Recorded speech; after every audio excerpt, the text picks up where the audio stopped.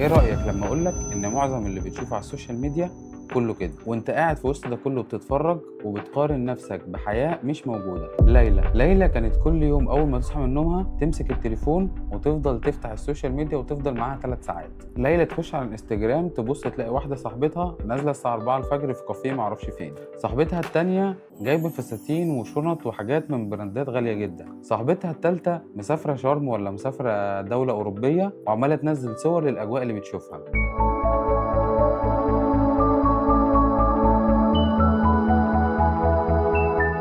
ليلى بقى كان عندها مشكلة إن كل شوية تسأل نفسها اشمعنى أصحابي أو ليه هم بيعملوا الحاجات دي وأنا مفيش الكلام ده؟ هو ليه حياتهم بالشكل ده وحياتي أنا مش أحسن حاجة؟ شغل ومش في أفضل مكان، فلوس ومش باخد أحسن مرتب، شكلي ببص في المراية مش زيهم. الموضوع ما وقفش عند ليلى في الحتة دي، لا ده كل يوم بالليل تمسك التليفون وبرضه تفضل تقارن نفسها بكل اللي بتشوفه من حواليها، تفضل سهرانة طول الليل بتتفرج على دوت وتقارن ما بينها وما بين اللي بتشوفه. لما تيجي بقى تصحى الصبح تصحى متأخر تعبانة وهمدانة ومش قادرة تعمل مهامها اللي المفروض بتعملها. فضلت على الوضع ده فترة من الزمن لحد ما في يوم من الأيام بالصدفة اكتشفت إن صاحبتها اللي معاها العربية اللي اتصورت بيها، العربية دي أصلا ما كانتش بتاعتها، دي كانت مأجراها يوم واحد وكانت عاملة بس كده عشان خاطر تطلع في السوشيال ميديا بشكل معين.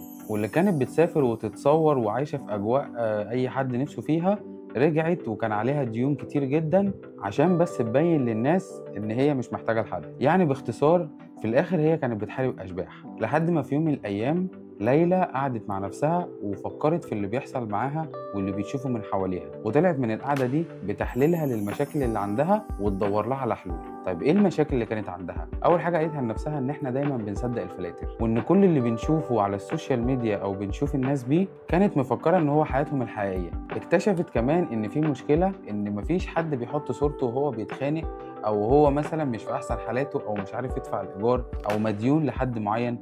الناس بتحط دايما صورها وهي في افضل حالاتها، الناس دايما بتحط احلى لقطه في حياتهم وبيحسسوك ان انت اقل منهم. هل ده هو الحقيقي؟ طيب في حاجة كمان حلوة جدا عملتها، إن هي قدرت تحدد الأسباب اللي بتخليها في الحالة اللي كانت فيها. أول سبب اكتشفته إننا كبشر بنحب نقارن نفسنا بغيرنا. تاني سبب اكتشفته إن السوشيال ميديا وكل الحاجات اللي من حوالينا دي بتخلي الحياة فيك، عمرها ما كانت حياة حقيقية وبواقعية. تالت سبب إن كل واحد ليه ظروفه وليه رحلة في حياته مختلفة عن التاني. كمان في قعدتها قدرت تحلل وتوصل ان كل اللي شافته دوت كان ليه تأثير عليها بالسلبي. طيب ايه تأثير الحاجات دي؟ اول حاجة كانت ممكن تتأثر بيها وتفضل دايما موجودة فيها هو انها طول ما هي بتقارن هتفضل وحيدة وتوصل نفسها لمرحلة اكتئاب. الأثر التاني اللي اكتشفته ان هي كانت ممكن في يوم من الايام توصل ان هي شايفة نفسها ولا حاجة بسبب الحاجات الكبيرة والضخمة اللي غيرها بيعملوا. كمان شافت ان من اثر الحاجات اللي كانت واقعة فيها ان هي بتضيع وقت كبير جدا ومجهودها اللي المفروض يطلع كشخص عادي